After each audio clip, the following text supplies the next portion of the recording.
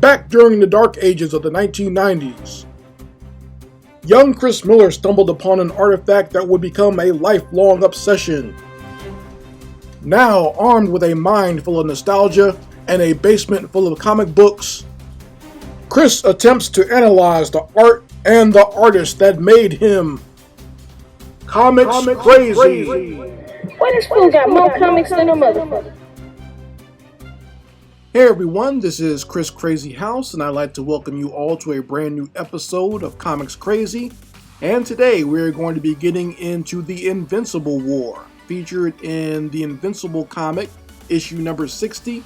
And I am excited to get into this one. Invincible has been one of my favorite comics of the last few years, and I'm glad that it's starting to get the attention and accolades that it deserves thanks to the animated series that appears on Amazon Prime. In the very last season, we got to see the actual Invincible War where Angstrom Levy unleashed an entire army of variant marks / invincibles onto Earth, and they wreaked havoc on the entire planet. And I wanted to do a show based on the actual comic, and it's a lot easier to do that because the comic itself is one comic, not a big comic, not multiple issues, just one single basic issue of a comic, but a very big crossover event. At the time this book came out, the big comic book companies were doing a lot, and I mean a lot, of big crossover events. Marvel just got done with Civil War. They also had the Dark Avengers storyline. Then they had Siege, and then they had Secret Invasion. Over at DC, they were doing Infinite Crisis, the Sinestro Corps War, and Darkest Night. So, no, not to say that all that stuff was bad. There were some good highlights in a lot of those stories and a lot of those crossovers. But for a comic book collector, sometimes it could be a little bit overwhelming. You have to get parts of the story through each comic that's on the roster, and that can be kind of daunting. Plus they also have like special issues and annuals that all go with it, and it all combines to make one story. So sometimes that could be a daunting task. Sometimes you miss things. So it was good that Invincible, one of the leading comic books out there, decided that they were going to do their big crossover event, and it includes a lot of the characters from the Image universe, the combined Image universe, but it was all going to be done in one single issue. So you weren't missing anything if you decided, to get this. They didn't have it, parsed out through the Image universe. They just decided to do it all in one book, and I appreciate that. But obviously, this is going to be a very daunting task for this creative team to have all these characters all in one book. So we're going to take a look inside here and see how they accomplish it. So let's take a look at the creative team for Invincible 60.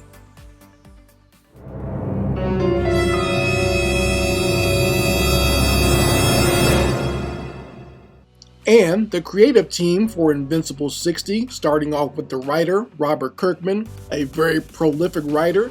Most of you know him as the creator of The Walking Dead, but he also created Invincible. And I've been a fan of Kirkman's work like Tech Jacket and Battle Pope. And the thing that I like about Robert Kirkman's writing is that it goes by quickly. Like, he is good at writing a very fast-paced and interesting story. So the story flows in a good way, and it also keeps you so interested that you want to see what's going on in the next page and the next chapter. And in my opinion, if you're writing a good pulp story, that's the way it should be. That's the way you want to keep your readers engaged, and that's why books like both Invincible and The Walking Dead have become so popular over time, because he kept the audience extremely interested and wanting to find out what happened next. Moving on to the lead artist of this book, we are looking at Ryan Ottley. He is the main penciler for Invincible 60. Based on what I understand of what was going on with Invincible, Corey Walker was the original artist, but he couldn't keep up with the workload that was being thrown to him by Kirkman, so Ryan Ottley wound up taking over because he was a very fast artist. So not only does Ryan Ottley have a very unique style, but he also works very quickly, and he is great at meeting deadlines. So sometimes it's not always about the quality, guys. Sometimes it's just about the fact that you can put out a book every month and get it done quickly. So keep that in mind. And doing the inks, you have one of Ryan Ottley's favorite collaborators, Cliff Rathburn, who has one of the hardest last names I've ever heard before. Rathburn just sounds like a badass. But I'm also a big fan of his art and some of his creator-owned projects like Remote Space. If you really like some great out-of-this-world sci-fi, I would highly recommend checking out Remote Space, also published by Image. And doing the colors for Invincible is FCO Plascencia. Now, originally I thought that FCO Plascencia was a company, but apparently it's an actual person, and I'll just be honest, they do great work. This is also someone who works with Ryan Ottley a lot on not just Invincible, but when he goes over to do other projects and he needs some colors done, this is the person that does a lot of that work. So now that we've taken a look at this great creative team, let's dive into Invincible 60, the Invincible War. Alright folks, let's take a look at the Invincible War here. Now, during the time when this was originally released, I did not actually own a newsstand copy of Invincible. All my comics were digitally purchased at the time, but I decided to go back as, my financials got a little bit better, and I got this collected version of Invincible, which contains the Invincible War, so we'll be looking at our flip through with this. So let's take a moment to appreciate this cover here, because this cover is pretty amazing. Very reminiscent of classic comic book covers like Avengers or Secret Wars, where you have these very large crossovers and all the heroes appear on one cover. Also very reminiscent of early 90s Image with the fold out cover. This is something that is usually seen as like a gimmicky thing to do in comics, but nothing wrong with doing it. I've done it myself on Knuckleheads. We got 4 whole pages here all linked together to create an amazing cover, starting off with just the centerpiece. Of course, the main character of Invincible himself, Mark Grayson, out front. You got Spawn and the Savage Dragon below him, as well as Witchblade. You got Eve behind him and Immortal. And let's go over to the back part. We got Shadowhawk, the Darkness, the rest of the team, and the Astounding Wolfman. We got Cyberforce and Youngblood. And then when you even flip it over, we got the rest of the Guardians of the Globe. You got Madman, we got Pit and Tech Jacket. Lots of characters on there. It's interesting to see Ryan Ottley's interpretation of all these different characters from the Image universe. But really fun work and very ambitious for any comic creator to have to go through and put this many characters into one book. Very well done. And flipping back to the interior of our story here, it starts off with this initial splash page of Mark sitting looking very distraught. We are starting with a flashback, just the same way as the animated episode. We see what happened when Mark was in that very desolate dimension with Angstrom Levy. And we see that he has just killed him, and Mark's kind of walking away, looking very upset. And we cut back to see what happened with Angstrom. We see a great composition of his very destroyed body, his very pulpy looking head here. Ryan Ottley is a master of drawing very disgusting panels, and I love it. I'm a big fan of practical effects in horror movies, so this is what it reminds me of when I look at these drawings here. I got a feeling that Ryan Ottley and Tom Savini would have been good friends working together on some of those classic horror movies back in the day. But we see Angstrom Levy, his head is all mashed up, but somehow, some way, he's still alive, and he's able to use his dimensional powers to go back to the dimension of these engineer Cenobite type characters to get some help and get rebuilt so he can get his revenge on Invincible. So we never got to see this before. This is the first time we're getting to see how Angstrom is making his comeback, and he reaches his hand in there. This guy almost kind of looks like a little distraught, seeing just how completely annihilated, Angstrom is in this scene, but they feel that they can rebuild him and fix him back up. So he, in a very muddled way, as best he can with his completely destroyed mouth and vocal cords, he says, "Fix me." And that's when we get our infamous double splash page of all of the different Invincibles from the different dimensions coming through and getting ready to wreak havoc on Earth. When they released the actual animated episode, there are a lot of people voting as to which Invincible that they like the most. You could all let me know which one is your favorite in the comment section. I would love to see which is your favorite Invincible. I would say mine is probably this one back here, the Invincible that's kind of like all covered up, almost like in a Spider-Man type variant, but it's like the black and blue costume. I think he looks the coolest to me.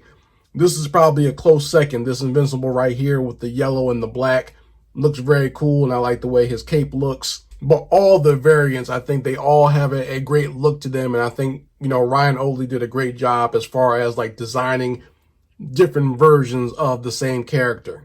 We get a close-up, extreme close-up of Angstrom Levy on the next page here. You can see that he's been rebuilt.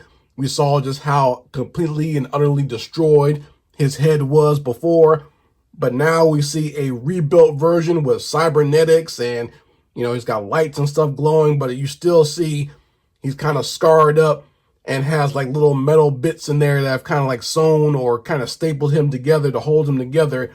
But he is just completely insane and enraged, and this is one of the reasons I really enjoy this character as a villain, the fact that he's just so out there and insane, and no matter what has happened to him, his main goal of destroying Invincible is not going to be deterred. Even if you look at the next panel on this page of the engineers down here, even they look a little like, this guy is off his rocker. Like, what have we unleashed here? We helped rebuild him, yeah, but this guy is insane. So we cut to probably the most peaceful part of this issue, and that is where we have Mark and Eve kind of, discussing meeting Eve's parents. And, at this point, Mark is kind of working as like a freelancer with Eve kind of like working as his agent. And they think that the beeping that they're getting is coming from that prison that they're supposed to be guarding. But they're going to find out that it is the prison, but it's not what they think it is. It's not just a regular superhero attack.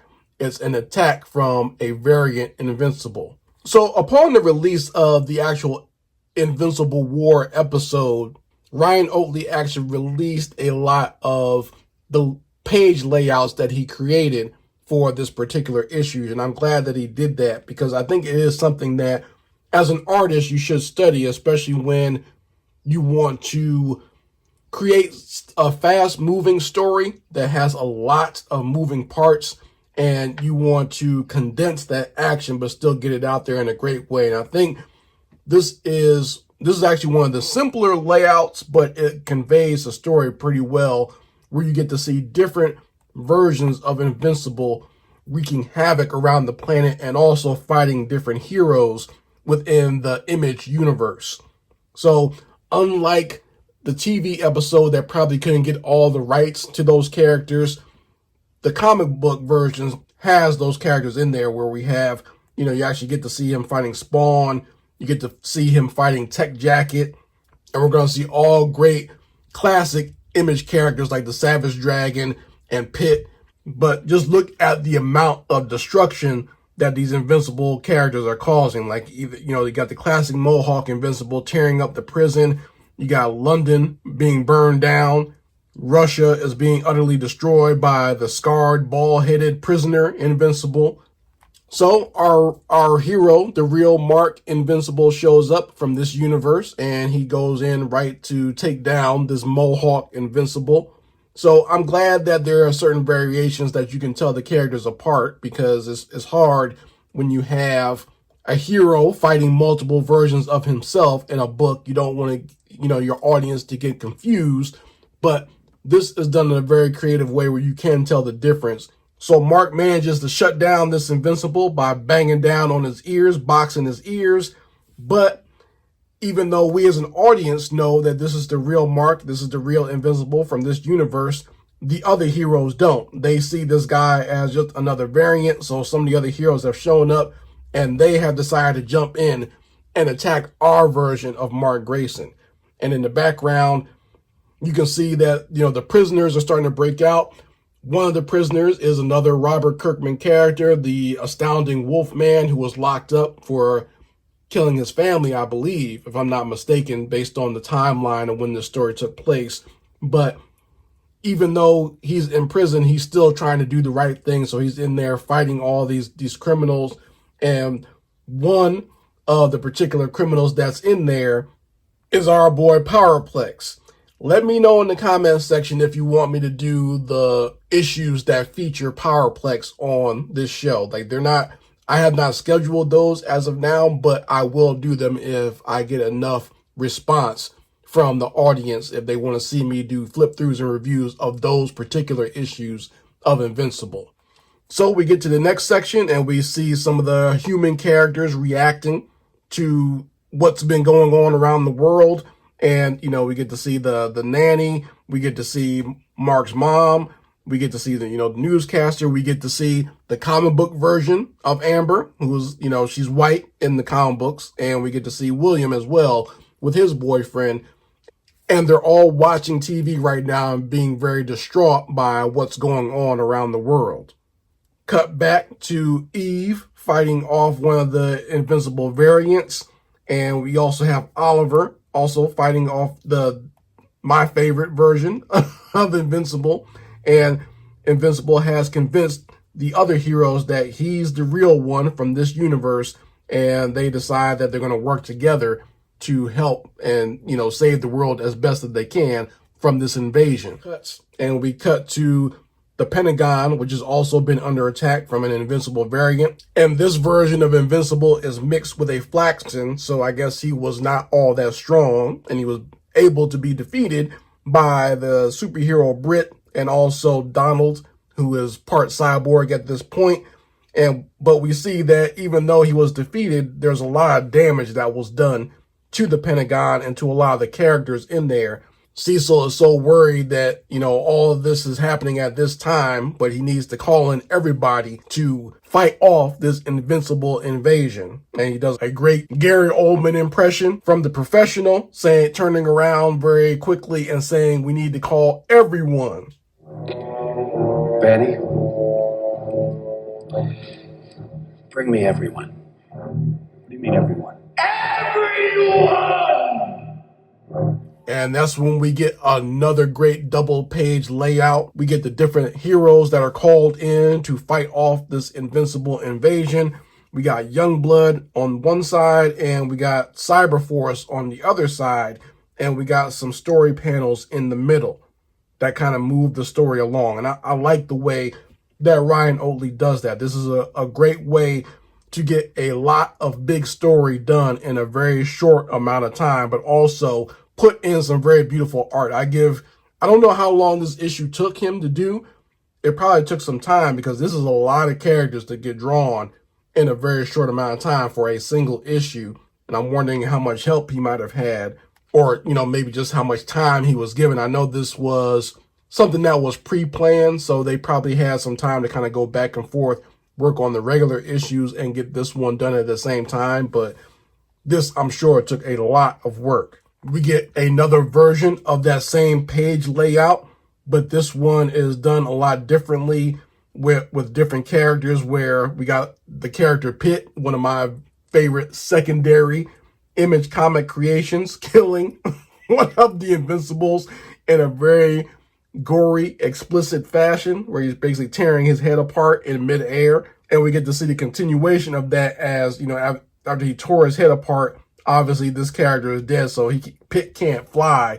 So now they're both falling down to the ground. But we got other characters mixing it up in there. We got Shadowhawk, Madman, Savage Dragon in there. We got Mighty Man and Super Patriot. We got some great Top Cow characters like the Darkness and Witchblade. So a lot of characters that you did not get to see in the animated version. In the Image comic version, they were allowed to be used. And I appreciate seeing all these great classic and new Image comic characters being able to fight within the Invincible War. So in the animated version, you actually get to see Eve get hurt. She gets her leg broken by one of the Invincibles. You don't get to see that here. It just sort of kind of happens off panel, but we see Mark is still trying to get her out of the way of the battle after she's been injured. Now we get another one of these great page layouts where we get to see the action on both sides, and this time it is Invincible taking apart the Guardians of the Globe on one side and the team on the other, and we got very small panels kind of filling in that story as to what is going on in all the different variants and all the different areas of this war. So we get the very sad scene of Rexplode detonating his actual skeleton in order to kill this Invincible variant, and this is where we see the aftermath of a lot of these battles. We get to see kind of like who's standing, who's still alive, who's hurt, and, which Invincible variants are hurt. And we see Mark in the hospital with Eve right now. He just wants to kind of sit by her side, but Cecil's trying to get him back into the game. And we see just how crazy things have gotten with, some of our heroes have fallen, like Witchblade. Savage Dragon seems to be still in it, but you see his fin is all messed up. The Reanimen have been launched into combat. Some of them are still alive, some of them are not. There's still Invincible variants out there tearing stuff up, knocking down the Empire State Building. There are some of them who are dead. So it's a mess right now. Now, this is probably my favorite page from this particular story. And this is where we get to see which Invincible variants are actually still alive at this point, because most of them have been taken out by the other heroes or just somehow, some way, right? So it's cool to see which ones are still in the fight. So there's still some variants here, but you also get to see just the absolute destruction of all these cities. And I thought it was great, not only how this page was done, but how they decided to film this for the animated version, where they kind of did like a quick cuts between all the Invincibles and showed the destruction in the background of all the cities that have been torn up during this 3-day invasion. So Angstrom has decided to call all the other Invincibles together. He's thinking that they're going to still work with him, but of course they said they're not going to work with him anymore, that they're going to tear him apart. But Angstrom used his techno balls to knock them into that very desolate dimension, the same one we saw at the beginning. And we get to see the Invincibles. They're there by themselves and they're just stuck there. And that's when Angstrom has his final confrontation with our Invincible. So like some of the other scenes that we see from the animated series, this version of the story is a lot different. First and foremost, they actually add the character of Bulletproof there to have the final confrontation with Angstrom Levy. But of course, he's taken out pretty fast, and so is Oliver. So it's just Mark and Angstrom fighting again. Mark is angry, obviously, that this character has survived, and he still has to deal with them. And in the animated version, obviously, I think just because it was for TV and it was animation, there was a lot more action during this scene. But because this is a short comic, it's kind of truncated into one very small action sequence. Probably needed more splash pages, and they were trying to keep this in a short one-issue story. And right as he has Angstrom by the throat, he wants to kill him, but he's still dealing with that moral dilemma as far as killing characters at all. And he doesn't want his brother, Oliver, to see that this is the example he is setting for him. But as Mark is having this moral dilemma, that's when Angstrom decides to slip away into his other dimension. And right then and there, Mark grabs him by the arm and tries to yank him back through, but it doesn't happen fast enough, and he only winds up getting a piece of Angstrom. So when Angstrom gets back to this dimension with these engineers, he's telling them to go ahead and put him back together so he can get his other Invincible forces so he can reinvade our universe. But these guys are not having it. They have decided that Angstrom Levy has not kept up with his end of the bargain, and they have decided that they are going to keep him there against his will. So we see what happens with that later on in the Invincible story, but as of right now, we are dealing with the aftermath of the Invincible War. Day 4. So in 3 days, these guys came and wreaked absolute havoc on planet Earth, and we see the aftermath of just all the destruction. And I'm glad Even though that this is a short book, everything is put there for the audience to see just how devastating it is. They didn't want you to think that this was any less devastating because it was only a single issue. And we get the magnificent splash page at the end of Mark just looking over the destruction of a city. I believe this is New York.